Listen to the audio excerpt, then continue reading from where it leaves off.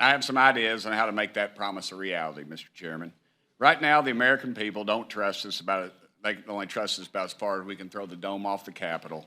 And under this Democrat-controlled government, Americans, I feel like, have been lied to. They've been misled and left entirely in the dark on the legislation that made their lives worse. We need to earn back their trust, and it starts with real transparency and accountability on our part. My rule proposals are based on a simple concept.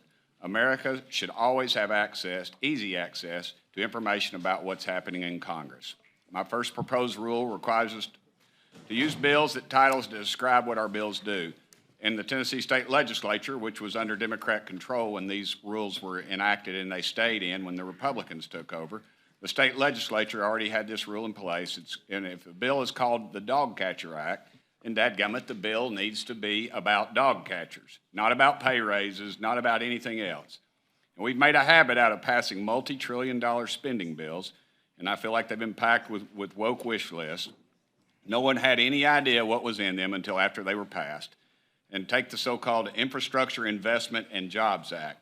It cost taxpayers $1.2 trillion, but only about 11% from our figuring of the spending went to roads and bridges. We don't need to sneak secret pay raises or woke climate equity programs into bills behind our constituents' back. That's some Democrat nonsense, and it has no place here in Congress, Mr. Chairman. I have another proposed rule, and if the Republicans do it, I'll be back up here next year saying it's Republican nonsense. I have another proposed rule which would require the clerk of the House to read the bill's Congressional Budget Office score immediately after the title. In Tennessee, we call that a fiscal note. In Tennessee, we have the best-run state in the nation. We have zero debt, Mr. Chairman. Taxpayers should hear how much a bill will cost before it's passed in Congress. It's their money, and they should know what's in it. I'm also proposing rules that would prevent the House from passing bills using methods that are easier to hide behind.